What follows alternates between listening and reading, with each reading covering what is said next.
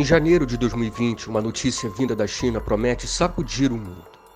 Um vírus letal e de fácil propagação estava causando milhares de mortes na Ásia e tinha grande potencial para atingir todo o planeta. Inicialmente, enquanto os casos se multiplicavam na China e em países vizinhos, os países ocidentais não deram muita importância.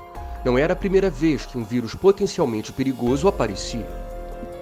No início de fevereiro de 2020, alguns casos começaram a aparecer em países europeus, principalmente na Itália, que neste período costuma receber milhares de turistas vindos da Ásia, principalmente da China. Com o número de contaminados e mortes aumentando, a Organização Mundial de Saúde, OMS, começa a enviar para todos os países um alerta de que a epidemia poderia se tornar uma pandemia e que poderia se espalhar por todos os continentes. Dia 13 de março de 2020, a Europa se torna o epicentro da pandemia. Uma crise sanitária tamanha que não se via desde o fim da gripe espanhola em 1919. Primeiramente na Itália, seguido por Espanha, França e Inglaterra. Em poucos dias, dobrava o número de infectados, levando o sistema de saúde ao colapso em curto espaço de tempo. Para nós brasileiros, o agravamento da crise na Europa nos deixava um passo à frente. Uma pequena vantagem que era fundamental para criar no Brasil as condições necessárias para se prevenir e não ser pego de surpresa como fora na Ásia e Europa. Teoricamente, estávamos em certa vantagem. A essa altura, a Europa já contabilizava milhares de mortes. Por ser um vírus até então desconhecido, sem um tratamento eficaz e com alto nível de letalidade, as políticas públicas aplicadas para combater o vírus na maioria dos países foi o decreto da quarentena. O isolamento social era a única saída. Antes da crise se instalar com força no Brasil no início de abril, as informações que chegavam a nós, assim como as diretrizes da OMS, eram claras.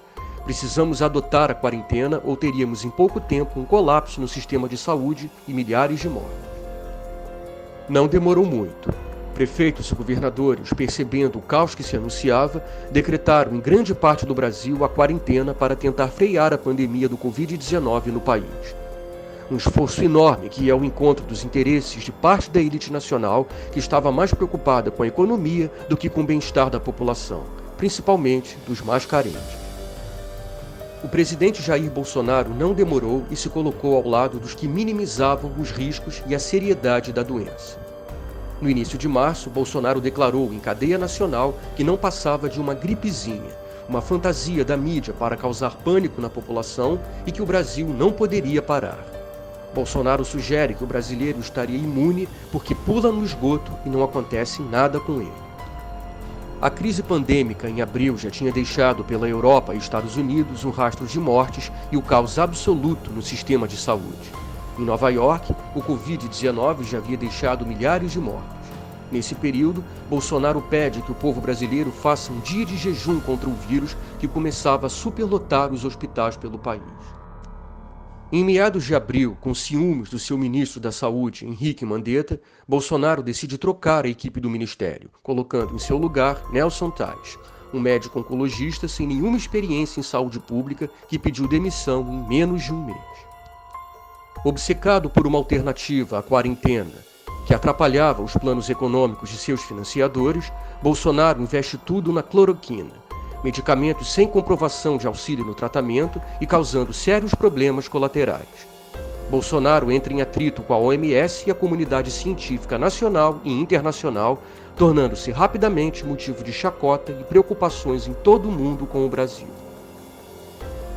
No início de junho, o Brasil já contabiliza mais de 50 mil mortes oficiais. Especialistas de todo o mundo afirmam que no Brasil, a subnotificação de casos e mortes é muito maior do que os números oficiais disponibilizados pelo governo federal. Com a popularidade em baixa e acusado de diversos crimes contra a humanidade, Bolsonaro decide censurar o número de casos, gerando revolta nos mais diversos setores da sociedade. No dia 8 de junho, o Tribunal Internacional de Justiça, sediado em Haia, Corte das Nações Unidas, aceita a denúncia do PDT, onde Bolsonaro é acusado de crime contra a humanidade por sua postura no combate ao coronavírus. Os crimes de Bolsonaro e seu governo começam a alarmar todo mundo. Em pleno século XXI, acontece um genocídio promovido pelo presidente contra seu próprio povo. O fato é que nada acontecerá se o povo não tomar as rédeas da situação e exigir que as instituições cumpram seu papel e afastem Bolsonaro antes que o genocídio aumente e atinja um número inimaginável de mortes e caos social. Precisamos, nas ruas, nas redes, em nossas janelas, expor toda a indignação com o descaso de um governo que, além de não cuidar do seu povo, promove políticas assassinas. O único caminho é mostrarmos que o povo não aceita mais esse tipo de necropolítica.